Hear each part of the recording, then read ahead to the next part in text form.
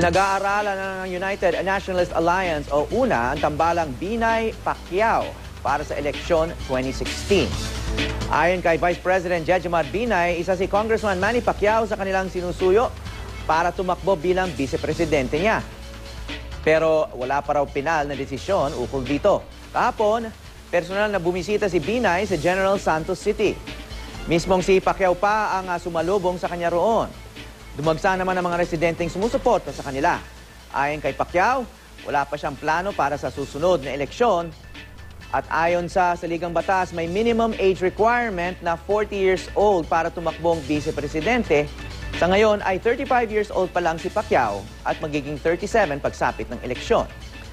Sa ngayon, nakatutok siya sa pag-iensayo para sa kanilang laban ng American boxer na si Chris Algieri sa Macau sa susunod na buwan.